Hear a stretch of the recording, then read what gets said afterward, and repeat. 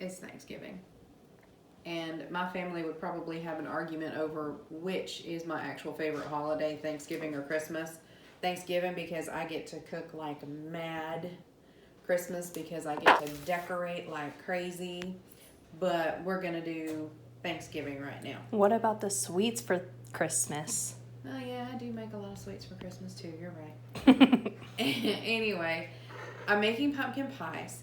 My pumpkin pies are a little different than some people's, but some of the stuff you'll notice is traditional too. Typically, I roast my pumpkin. I haven't grown pumpkins in a long, long time, but I will buy fresh pumpkin and roast it, and it just kind of got away from me this year, so I am sadly using canned pumpkin. Just know that normally I would use fresh pumpkin that I roasted and took care of myself. So I have in here, I'm making 2 pies, and I've said this in my other videos, I hate making pie crusts. So these are store-bought pie crusts. 2 pie crusts, and the oven is preheated to 350.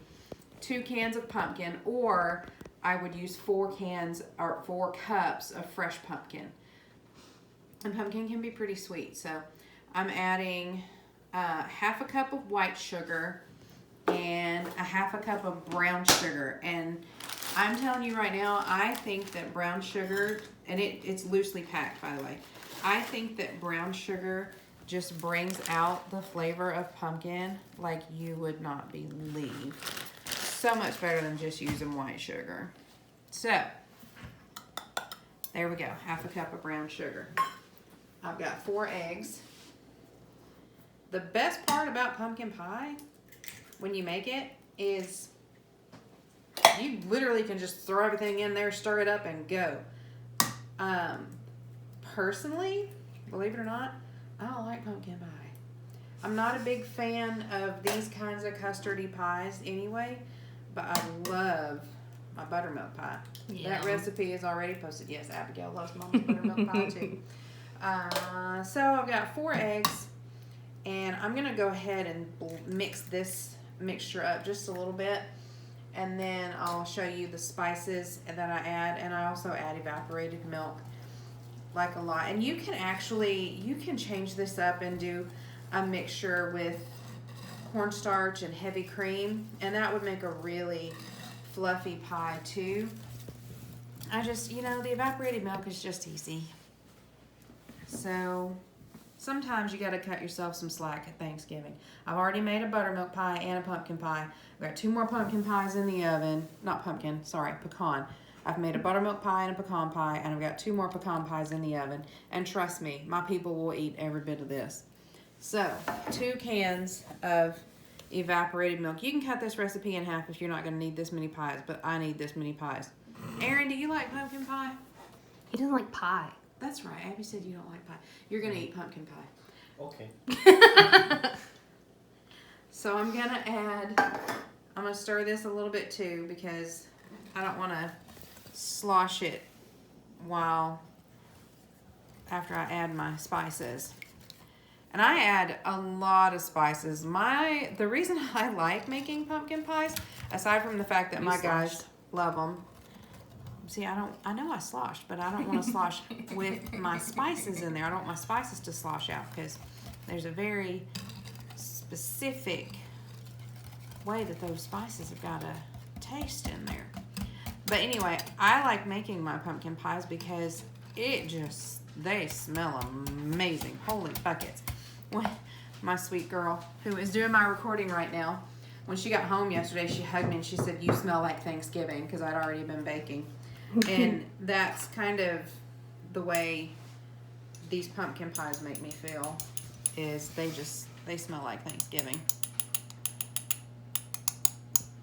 Come on. Whoop. Oh no, a little extra cinnamon. Whatever shall we do?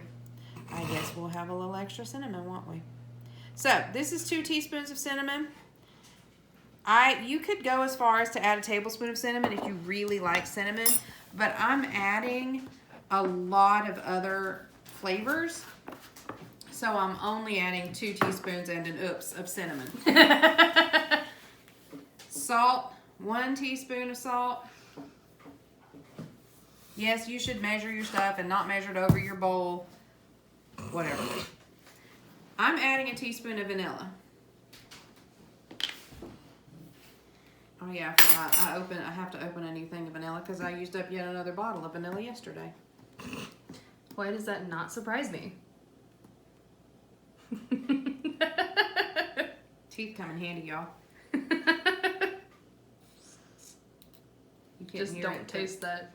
Oh man, if you tasted that, it would be straight alcohol on your tongue. I promise. Yeah, it's not. It's not good. It's gross. It smells amazing. It don't taste that good. It does not taste good. Okay, so there's a teaspoon of vanilla. I am going to add half a teaspoon of ground clove, or this is ground ginger. Yep. Ginger's another one of those things. When you use fresh ginger with something, it's got so much spiciness to it. But when you bake with ground ginger, it seriously adds some good flavor. Half a teaspoon of ground cloves. I don't think there is a better scent this time of year than ground cloves. Y'all can argue with me all you want, but man, do I love the aroma of ground cloves. And then a 1/4 teaspoon of ground nutmeg. I have to be careful with the nutmeg because Benjamin is planning on making brioche French toast for breakfast Friday morning, and we certainly don't want to run out of nutmeg. So I'm gonna get all this mixed in, stirred up. Oh my God, Aaron, you gotta smell this. You gotta smell it. You gotta lean over here and smell this because it hasn't even started cooking and it smells good. Oh yeah. Yeah. He's gonna go back for another one. So, we get all this stirred in together. Make sure that it's nice and evenly distributed with those spices.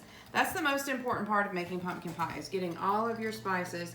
You don't want someone to take a bite of pumpkin pie and have a big old clump of ginger in their mouth. I mean, somebody might like it, but personally, yeah, I wouldn't like that. Aaron's over here shaking his head. So, here we go. It looks like I have this all mixed up and ready to go. Right I'm there. gonna, what, you Like see in the corner. you see a cluster Of pumpkin. of yeah, there's a chunk of pumpkin in there. The way, if I were using fresh pumpkin, what I would have done is I would have roasted it on 350, depending on the size of the pumpkin. Just, until, I mean, literally until it's mushy. About an hour or something like that. I cut the top off, I scoop it out, put the top back on, stick it in the oven, and just let it roast until it looks like it's just falling in on itself. And then you just scoop it all out, and it's amazing. So, this always looks like, how in the world is that going to come together and make a solid pie when you make it like this? That's literally what I was just thinking. But it does thicken up on its own. The cornstarch in the there's the thickener in the evaporated milk that also helps it thicken. And if you were doing it, like I said earlier, with cornstarch and heavy cream, it would you would have a thickener in there. And then eggs act as a binder, and they can thicken things up too. So I'm going to finish putting this in my pan. I'm going to bake it at 350. I'm going to start checking it at about the 40-minute mark because you do not want this to jiggle at all. I mean, everybody's thighs going to be jiggling after Thanksgiving, especially the way I cook. But you don't want your pie to jiggle. Your thighs can jiggle after your pie, but your pie can't jiggle before your thighs, okay? So I'm going to get this put in the oven, and we will see y'all in a little bit.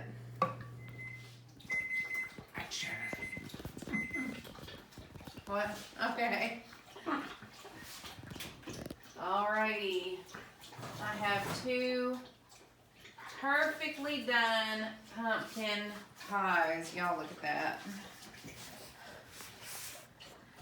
Pecan. Yes, there's 2 pecan pies there too that I got done earlier. So the best way to know if a pumpkin pie is done, take a knife, stick it right in the center, and that slipped right on out with almost nothing on it, okay? These are gonna sit here, look at that. These are gonna sit here until they're completely cool, and then I'll cover them and put them in the fridge. That recipe that I did, if you wanted, you could easily take a smaller pie crust and pie pan and make 3 pies out of it. This one's kind of a deep dish. So, best way to serve this, my guys like to cut it, put some Cool Whip on it, and go to town. I hope you try it. Hope you like it. Let me know. Y'all take care.